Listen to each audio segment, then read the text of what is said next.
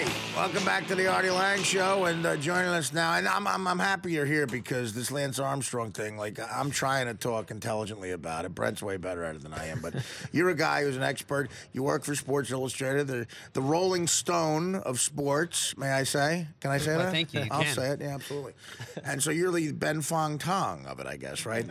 Exactly. That's how I describe myself when I meet people. David Epstein from Sports Illustrated here. Thanks for doing the show. Okay. Let's get right to it. You've been following Lance Armstrong for Sports Illustrated for how long now?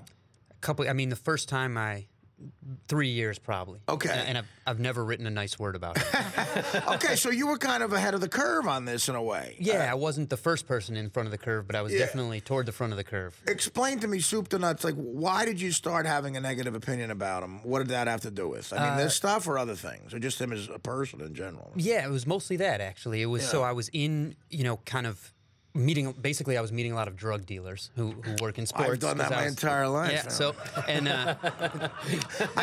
where did you? It might have been slightly more like. Did you meet them by the Hellgate Bridge like me at like 2 in the morning? No, the gym kind, the white collar kind. Because I was working with Selena Roberts in the gym. So the dealers in the gym. Sometimes, right? It depends, but not the bridge kind of drug dealer.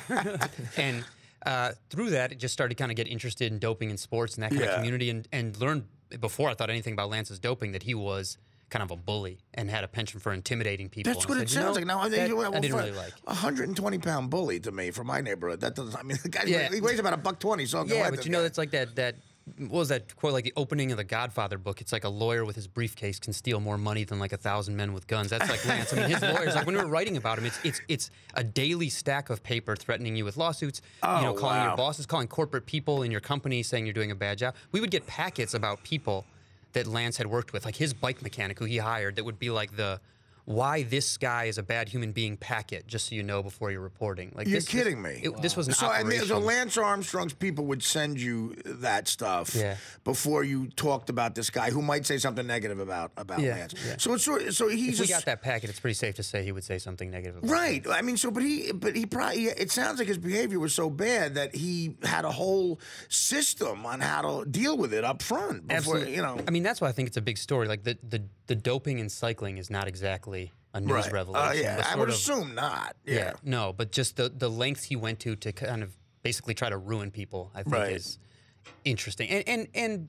even though it's cycling, and I know you're a big cycling fan, it sounds like. No, but you're right. I did this. It is the goofiest sport to me. To me, pool is more of a sport.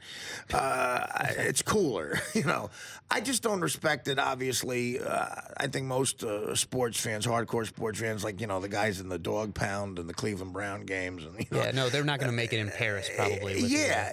But still, you're right. It's not about what it is. It's about how he conducted himself.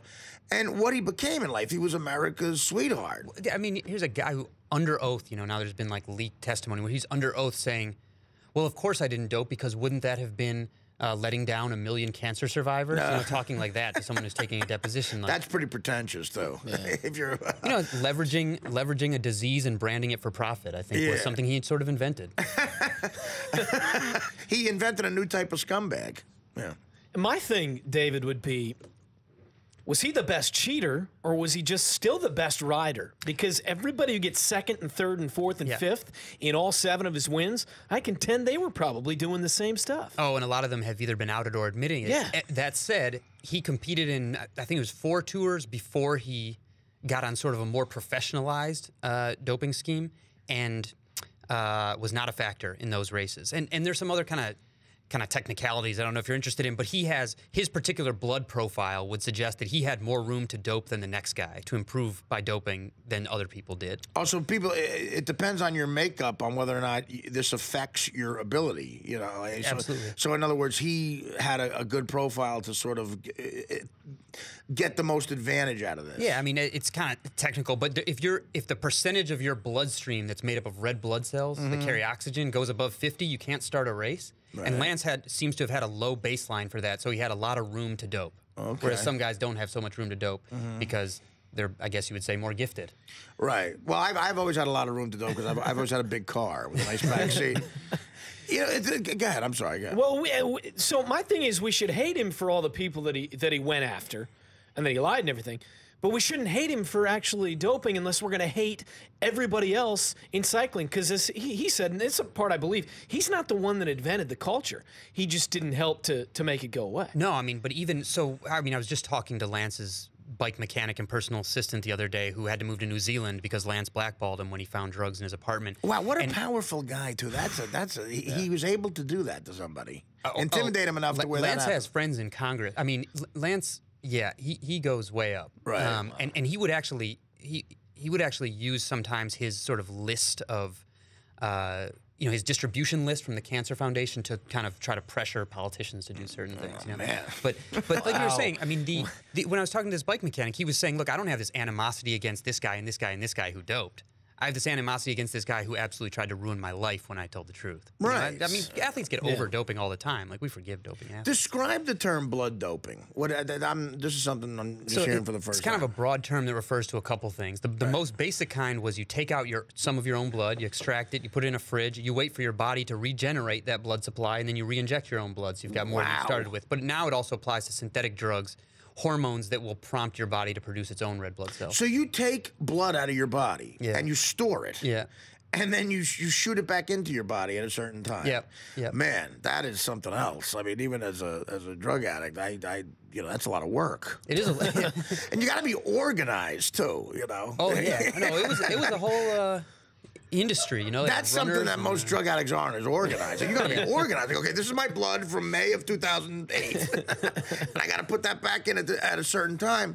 Yeah, he just seems like a guy who could run an evil empire, like a Bond villain. I think he's got a lot of similarities with some of the people who run, corporations and have $100 million and steal $10 million more. Right, that makes sense. He's just very much in the public eye, What has been your reaction to this interview the last couple of nights? I mean, I thought, first of all, he did this against the advice of all his lawyers, so he sort of went rogue on this, and I think he did himself damage. I don't think he won over anybody. I'd He's agree. Still not being honest. Especially in the age of real-time Twitter fact-checking, he definitely didn't help himself. Boy, I'll tell you, a guy with my past, when I hear the term real-time Twitter fact-checking, whoa, that's like my head's going to explode. Yeah, it's hard to be a BS artist nowadays. I think it's definitely harder because, you've got someone like me tweeting out your blood profile when you start saying something. And so for instance, I'll give you for instance, in about 1982, after John Belushi died, one of my buddies, my buddy Mike, started a rumor that John Belushi was a triplet. He was just saying it to sound interesting in a conversation amongst 10th graders, he was a triplet. He just had, because we all love John Belushi, and it was an interesting fact about him, and we believed it. And I didn't find that he was wrong till like 10 years later. Now, you tell kids in the 9th grade, you say so-and-so's a triplet. You go, Justin Bieber's a triplet. No, he's not. You're a jerk. And you just look on your Samsung and, no, you're wrong. The fake girlfriend still works, so I think the fake triplets could fly. Yeah, how did that? No, again, you're right. Okay, this is the golden age of fake girlfriends, in fact. So I don't... Fake triplets could work. The biggest part about that triplet story... girlfriends, fake triplet girlfriends. Boy, I'll tell you what, that would be sweet. Fake or real.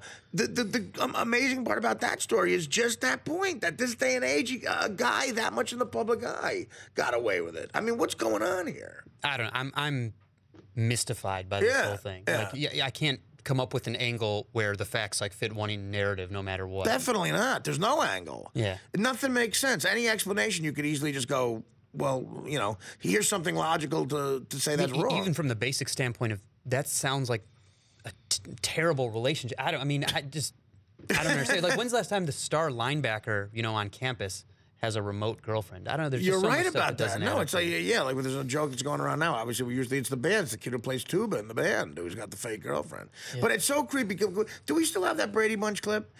We all remember this from the Brady Bunch when Jan made up a fake boyfriend. Here's how creepy it sounds. This is essentially what this kid did. She sounds like a psychopath here. Okay, go ahead. Here's Jan from the Brady I'm watching my figure for my new boyfriend. New boyfriend? Wow, that's news. I'll say. What's his name, Jan? His name is George Glass. George Glass. That's funny. I've never heard of a George Glass at our school. That's because he's a transfer student. He came in the last week of school. He's really good looking, and he thinks I'm super cool. Sure, Jan. Right, you see, Marsha was onto her. She said, sure, Jan. Where was someone to say, sure, Mantiacayo? What's his name?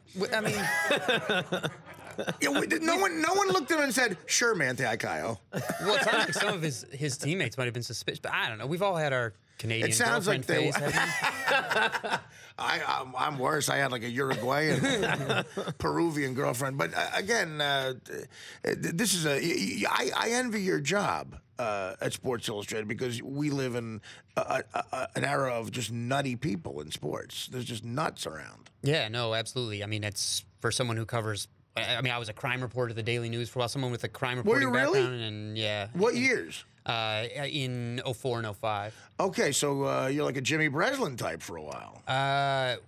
Yeah. Well, I wouldn't compare myself to Jimmy Breslin, but I mean, I started working at midnight to the morning. Nothing glamorous that's going in the Daily News happens between midnight and the morning. Nothing. Well, but come on, it's New York City.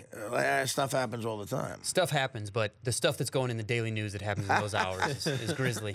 Give me the future of Lance Armstrong. Now, give me what do you think is going to happen after this interview? What's it going to cause, good or bad for him? Like, what do you think's the next step with him? I think he's going to get some sort of book deal. I think he doesn't like.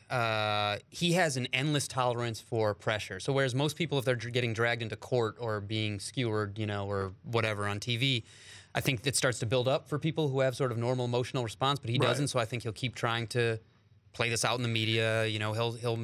He'll make apologies to certain people and try to make amends, but he's going to spend a lot of time in courtrooms in the near future. Right. I think he will attempt to broker some deals so that he can have his lifetime ban reduced. The strange thing is, it's really important to Lance to be able to run he can't go for a run on the weekend and be happy. He needs to have a number pinned to him and be timed even when he's 60 years old. Well, he ain't going for a run anywhere and being happy because he have no privacy. People will be all over him. No, but he really wants to compete in the Chicago Marathon when he's 50. So he's gonna be the first guy who's rolling over on people so that he can run an age group marathon. He's a crazy person. He's a sociopath. Since 05, he contends. Has he lied again when he told Oprah last night that he hasn't doped since he came back in 05? Is that another lie? Yeah. Yes, it is. I mean, he has. So he didn't fail any drug tests since that time, but he has a series of drug tests that show very abnormal stuff happening in 2009 and 2010. Uh-oh. Yeah, I mean, there are reasons he did that because it has effects on the statute of limitations for when he can be prosecuted. It would have effects on the starting time for his ban. If he ever had it reduced from a lifetime ban. So not 1 ounce of this was about an apology. Not 1 ounce. I mean, not a genuine one. I would just as soon interpret the thoughts of a goldfish as say I think I know what Lance Armstrong is thinking. But from the outside, it looks like it's been 15 years of deny, and when there wasn't a penny to be made from denying anymore, it was let's see what partial admission can get. Wow. So how can you ever gauge that as genuine? There's also a general perception out there, and we got to go after this, but there's also a general perception I think amongst the public that he's going to do jail time. Is that a possibility? I think that's unlikely. Right. I think that's unlikely. So there was a criminal case that was dropped against him. There seems to have been some political pressure, but another DA would have to pick that up. Maybe some DA says, hey, Lance has already admitted it. I've got an easier case here. But it's not just about his doping. It would be about whether he led an operation that defrauded the government money that was going to sponsor the U.S. Postal Team. I think that's unlikely. I think he's going to lose a heck of a lot of money. A lot of money, spent a lot of times in courtroom. But you think he'll get a book deal and end up probably leading an okay life. See, here's a guy, like a lot of people might say for other people, his prison's going to be the guilt that he has and stuff like that. But this guy's not going to have any guilt. No, that's true. But so he's going to get away with it. But he's going to lose a lot of money. But not being in control and not being able to compete for Lance Armstrong. I mean, he did this against the advice of his lawyers. He made a partial admission in front of the world and looked bad, and it's going to cost him $50 million so he can run the turkey trot in Austin. He's you can't apply your logic to him. Maybe a little bit, but I don't think the punishment. And he's still not going to be able to run the turkey trot in Austin. Right. So. Well, that's bad news for you, turkey trot fan. David Epstein, thanks, man. Thanks for having this me. up. Come back I'd love another to. time, hopefully.